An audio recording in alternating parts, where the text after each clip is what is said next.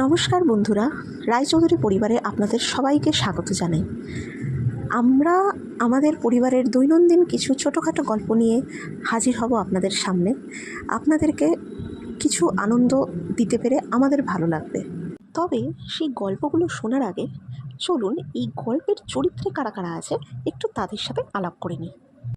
প্রথমেই আলাপ করে নিই এই গল্পের নায়িকা, অর্থাৎ আমার নাম সৌমিতা ঘোষ রায়।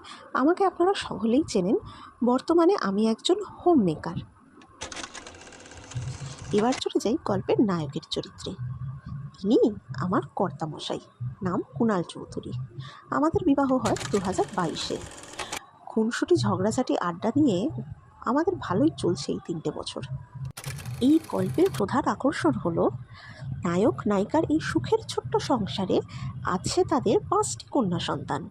আসুন তাদের সাথে আলাপ করে নিই।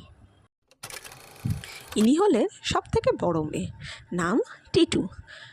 বয়সে বড় কিন্তু চেহারায় ছোট। নিজের মিষ্টি মধুর স্বর দিয়ে প্রত্যেক দিন আমাদের মন ভরিয়ে তোলে। একটু শুনবেন নাকি টিটুর কথা?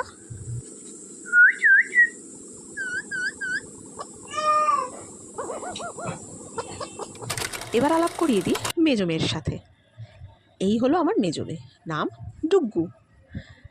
দেখতে শান্ত, প্রচণ্ড সরল, কিন্তু শয়তানি করার সময় পিছু পা হয় না। তারপর এলো সেজো মেয়ে, নাম চেরি। প্রচণ্ড দুষ্টু, প্রচণ্ড শয়তান, কিন্তু সবই করবে চুপি সারে। করার পর এমন ভান করবে যেন কিচ্ছু করেনি।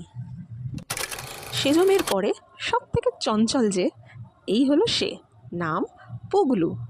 সব থেকে দুরন্ত, সব থেকে ছটফটে, কাউকে ভয় পায় না, কাউকে মানে না, যেটা চাইবে সেটাই করবে। সব শেষে আলাপ করিয়ে দিই সেই ছোট্ট কুড়িটির সাথে, যে ফুল হয়ে ফুটে নায়ক নায়িকার ছোট্ট সংসারকে সম্পূর্ণ করে তুলেছে। তাদের সব থেকে ছোট্ট মেয়ে, নাম মিশিকা।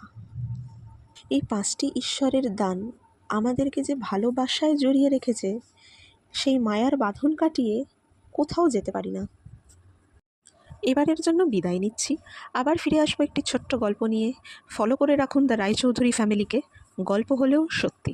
নমস্কার।